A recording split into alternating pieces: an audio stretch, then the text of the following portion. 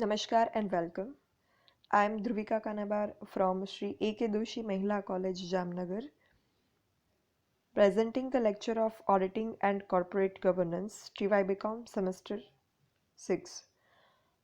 આપણે unit 1 valuation and verification of assets and liabilities મિલકતો અને દેવાની ચકાસણી અને મૂલ્યાંકન યુનિટ અંતર્ગત મિલકતના ચકાસણી વિશે અલગ અલગ પોઈન્ટ ઉપર ડિસ્કશન કરી રહ્યા હતા, જેમાં આપણે મિલકતની ચકાસણીના સિદ્ધાંતોની ચર્ચા આગળના સેશનમાં કરી, principles of verification, and in this session we are going to discuss about auditors' duties and responsibilities regarding verification of assets. ચકાસણી અંગે ઓડિટરની ફરજો અને જવાબદારીઓ વિશે આપણે વાત કરવાની છે. મિલકતની ચકાસણી એટલે શું એ તમને ખ્યાલ છે. એમાં કયા 5 પોઈન્ટ ઇન્ક્લુડ થાય છે? અસ્તિત્વ, કબજો, માલિકી હક, મૂલ્યાંકન અને બોજ. એ હવે તમને ધ્યાનમાં છે. એના સિદ્ધાંતોની પણ આપણે વાત કરી. હવે આ ચકાસણીનું કામ જે છે એ કરવાનું છે ઓડિટરે. તો એ તપાસ જે છે એ ઓડિટરે કરવાની છે. તો ઓડિટરે ની ફરજ કે જવાબદારીઓ શું છે, ડ્યુટીઝ એન્ડ રિસ્પોન્સિબિલિટીઝ શું છે ઓડિટરની, એ વસ્તુ આપણને ખ્યાલ હોવી જોઈએ મિલકતની ચકાસણી અંગે. તો એની આપણે ચર્ચા કરીએ. તો ઓડિટરની પહેલી રિસ્પોન્સિબિલિટી છે કે પહેલાં તો મિલકતની જે ખરીદી થયેલી છે, જ્યારે પણ થઈ હોય, અગર નવી ખરીદી થઈ હોય તો આ વર્ષે ઓડિટિંગમાં એ વસ્તુ તપાસવાની હોય. અગર 2-4 વર્ષ પહેલાં થઈ હોય તો જ્યારે એ ફર્સ્ટ યર ખરીદી થઈ હશે ત્યારનું જે ઓડિટિંગ હશે ત્યારે એ વસ્તુની તપાસ થઈ ગયેલી હશે. પણ જે યરના અકાઉન્ટ્સનું ઓડિટ થતું હોય એ દરમિયાન અગર કોઈ ન્યૂલી પરચેસ્ડ અસેટ્સ હોય, કોઈ નવી ખરીદેલી મિલકત હોય, તો એ ખરીદી ધંધાર્થે જ કરી છે, અધિકૃત રીતે કરી છે, યોગ્ય પ્રક્રિયા બાદ કરી છે કે કેમ, એની તપાસ થવી જોઈએ. મતલબ for the purpose of business purchase થયેલી હોવી જોઈએ અસેટ્સની, કોઈ પર્સનલ ઇન્ડિવિજ્યુઅલ હેતુથી ના થયેલી હોવી જોઈએ, એ તપાસવાનું. પછી ખરીદી અધિકૃત રીતે થયેલી હોવી જોઈએ, ઓથોરાઇઝડ એન્ડ અપ્રૂવડ પરચેસ હોવી જોઈએ. જે વ્યક્તિને મિલકતની ખરીદી અંગેની સત્તા છે એ વ્યક્તિએ એ ખરીદી કરવાની મંજૂરી આપેલી હોવી જોઈએ, મતલબ કે અધિકૃત રીતે ખરીદી થયેલી હોવી જોઈએ. તો purchase of assets authorised and approved છે કે નહીં એ તપાસવું જોઈએ. પછી યોગ્ય પ્રક્રિયા બાદ કરેલી હોવી જોઈએ. યોગ્ય પ્રક્રિયા બાદ મતલબ કે શું? તો જનરલી મિલકતની ખરીદી થતી હોય તો કોટેશન્સ મંગાવવામાં આવતા હોય. કોટેશન્સ એટલે ભાવપત્રક. તો એ અલગ અલગ જગ્યાએથી મંગાવેલા છે, અલગ અલગ જગ્યાના ભાવની સરખામણી થયેલી છે. બધી રીતે મિલકતની કિંમત અંગે ચકાસણી થયા પછી જ બધી બાબતને ધ્યાનમાં રાખી અધિકૃત વ્યક્તિની મંજૂરી લઈ અને પછી આ મિલકતની ખરીદી થયેલી છે તો આ પ્રક્રિયા યોગ્ય પ્રક્રિયા છે કે કેમ એ તપાસવું જોઈએ. એના પછી આ તો થઈ વાત નવી ખરીદેલી મિલકત, મતલબ આ યરમાં કોઈ અગર પરચેસ ઓફ અસેટ્સ થયું હોય તો એની. પછી આપણી પાસે અગાઉ ખરીદેલી પણ મિલકત હોય ધંધામાં, તો એ મિલકતોની જેની ખરીદી અગાઉ થઈ ગયેલી છે, હવે એનું તો ખરીદીની કોઈ તપાસ નથી કરવાની, બિકોઝ એ જે તે વર્ષે ખરીદવામાં આવેલી હોય ત્યારે થઈ ગયેલી હશે, ઇનફ. પણ જે મિલકતની ખરીદી અગાઉથી થયેલી હોય એનું લાસ્ટ યરની બેલેન્સ શીટમાં એની બેલેન્સ એટલે કે ગત વર્ષના પાકા સરવૈયામાં એની બાકી, અને ચાલુ વર્ષમાં જો એમાં કંઈ સુધારા વધારા ખર્ચ કરવામાં આવેલો હોય તો એની સાથે ચાલુ વર્ષના પાકા સરવૈયામાં એની બાકી તપાસવી જોઈએ. એટલે મિલકતની બાકી બરાબર રીતે નોંધવામાં આવેલી છે કે નહીં એ ખ્યાલ આવે. પછી મિલકતના અસ્તિત્વની ખરાઈ કરવી જોઈએ, ખાતરી કરવી જોઈએ કે મિલકત હકીકતમાં અસ્તિત્વ ધરાવે છે કે કેમ. તો આ મિલકતનું ખરેખર ભૌતિક અસ્તિત્વ, ફિઝિકલ એક્ઝિસ્ટન્સની વેરિફિકેશન કરવાનું, ચકાસણી કરવાનું ઓડિટરની ફરજ છે. એટલે ઓડિટરે અગર શક્ય હોય તો એ મિલકત જાતે જ તપાસીને એના ભૌતિક અસ્તિત્વની ખાતરી કરવી જોઈએ. લાઈક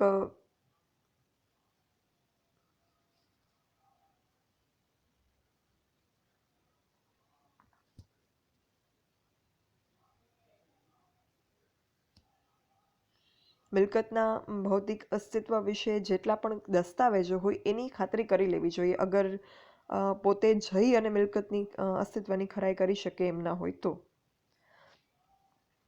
પછી મિલકતના માલિકી હકની અને કબજાની તપાસ. મિલકતનો માલિકી હક સંસ્થાનો જ છે કે કેમ એની તપાસ થવી જોઈએ. અગર મિલકત સંસ્થામાં અસ્તિત્વ ધરાવતી હોય, મિલકત સંસ્થામાં હોય, પણ એનો માલિકી હક મતલબ કે કોઈ બીજાના નામે, કોઈ ઇન્ડિવિજ્યુઅલ વ્યક્તિ જે સંસ્થા સાથે જોડાયેલી હશે એના નામે હશે તો એ ના હોવું જોઈએ. મિલકતનું સંસ્થાના જ નામે રજિસ્ટ્રેશન થયેલું હોવું જોઈએ. આપણે જાણીએ છીએ કે કંપની એક અલગ કાયમી અસ્તિત્વ ધરાવે છે, ઇન્ડિવિજ્યુઅલ પરપેચ્યુઅલ સક્સેશન.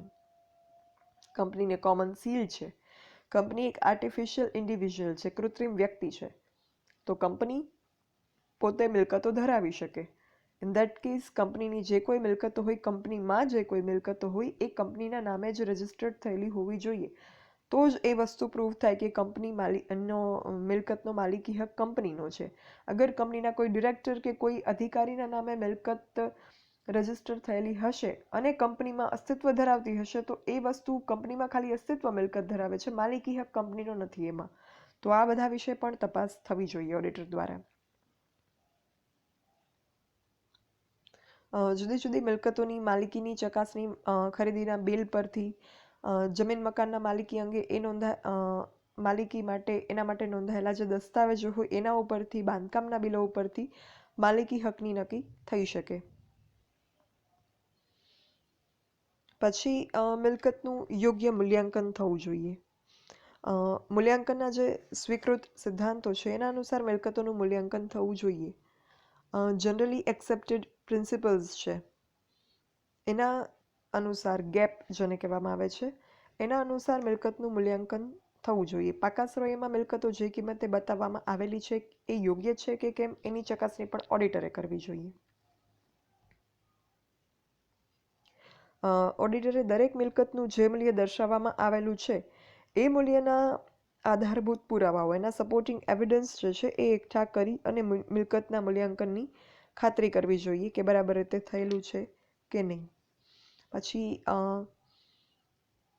અગર કોઈ મિલકતનું મૂલ્યાંકન ટેકનિકલ મેટર હોય તો એ અંગે ટેકનિકલ જ્ઞાન ધરાવતા નિષ્ણાતના પ્રમાણપત્રને ધ્યાનમાં લઈને પણ એનું વેરિફિકેશન ઓડિટર કરી શકે.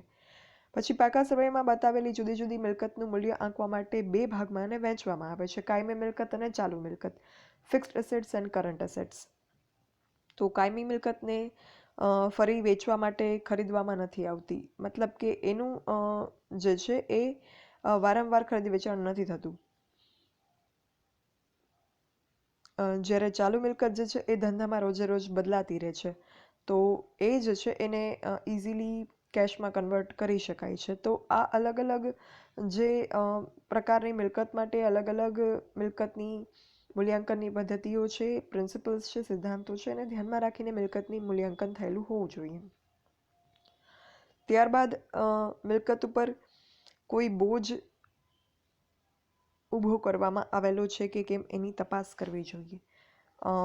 મિલકતના બોજ વિશે મેં તમને આગળના જ સેશનમાં વાત કરી કે જ્યારે કોઈ મિલકતને ગીરો મૂકીને એના ઉપર કોઈ કેશ અમાઉન્ટ કે કોઈ મિલકત મેળવવામાં આવતી હોય, કોઈ બીજી મિલકત, ત્યારે એને એમ કહેવાય કે મિલકત ઉપર બોજ ઊભો કરેલો છે કે ચાર્જીસ ક્રિએટ કરેલા છે.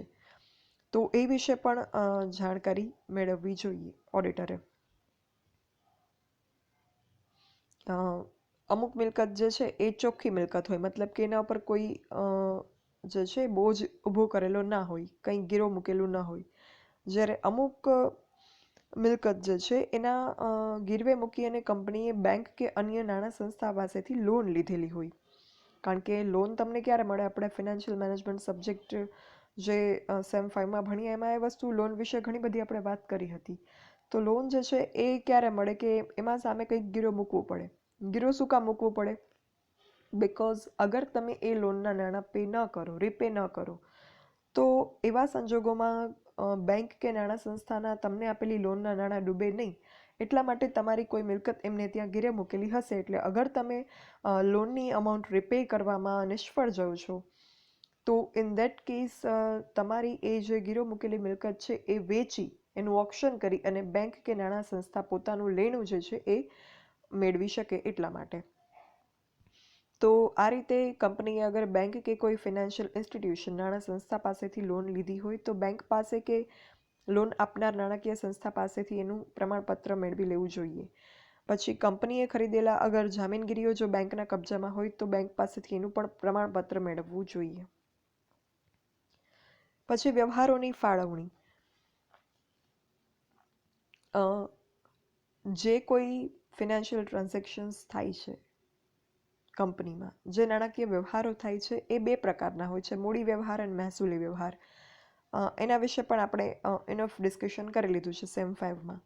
તો આ કેપિટલ એન્ડ રેવન્યુ ટ્રાન્ઝેક્શન્સ જે થાય છે એની ફાળવણી યોગ્ય રીતે કરવામાં આવેલી છે કે નહીં એની પણ તપાસ થવી જોઈએ. બિકોઝ અગર કોઈ મહેસૂલી વ્યવહાર હશે એને ભૂલથી કે જાણી જોઈ અને ખોટી રીતે મૂડી વ્યવહાર દર્શાવવામાં આવશે તો એ વસ્તુ મિલકતને કિંમતને અસર કરશે, કારણ કે મૂડી વ્યવહાર જે છે મિલકતની કિંમતને અસર કરે છે. અને કોઈ મૂડી વ્યવહાર હશે, કોઈ મૂડી ખર્ચ હશે, એને ખોટી રીતે મહેસૂલી ખર્ચ દર્શાવવામાં આવશે તો એ પણ મિલકતની કિંમતને અસર કરશે, કારણ કે મૂડી ખર્ચ જે છે મિલકત અંગેનો ગણવામાં આવે છે અને એને ખોટી રીતે તમે મહેસૂલી ખર્ચ દર્શાવો તો એ વસ્તુ નફાને અને મિલકતની કિંમતને બંનેને અસર કરે.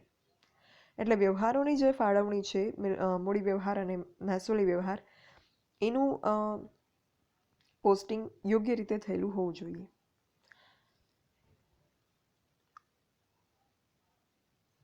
અને આ સિવાય જેમ આપણે મિલકતની ચકાસણી માટે આ બધી બાબત ધ્યાનમાં રાખીએ છીએ એવી જ રીતે મિલકતની માફક જવાબદારીઓની પણ યોગ્ય તપાસ જે છે એ થવી જોઈએ. ઓડિટરે ખૂબ જ કોશિયસલી, પ્રિસાઇઝલી, કાળજીપૂર્વક, ચીવટપૂર્વક આ ફરજ બજાવવાની છે. આ ફરજમાં અગર એ ઇગ્નોરન્ટ રહે, અગર એ ઉપેક્ષા વૃત્તિ દાખવે, કેરલેસનેસ દાખવે, બેદરકારી બતાવે તો ઓડિટર જે છે એને જવાબદાર ઠેરવવામાં આવે છે. અને ઓડિટરની જવાબદારી પુરવાર થાય તો એ વસ્તુ જે છે એના બાબત ઓડિટરને અમુક પ્રકારની સજા પણ અગાઉ અમુક કેસીસમાં આપવામાં આવેલી છે. એટલે આ ન બને એના માટે ઇટ ઇઝ નેસેસરી કે ઓડિટર પૂરી તકેદારીથી, કાળજીપૂર્વક, બેદરકારી વિના ચકાસણી અંગેની જે કોઈની ફરજો અને જવાબદારીઓ છે એ બજાવે. So that is all. હવે આપણે મિલકતના મૂલ્યાંકન વિશેની વાત આગળના સેશનમાં કરીશું. આપણું જે યુનિટ છે એ બે પાર્ટમાં ડિવાઈડ થયેલું છે મિલકતની.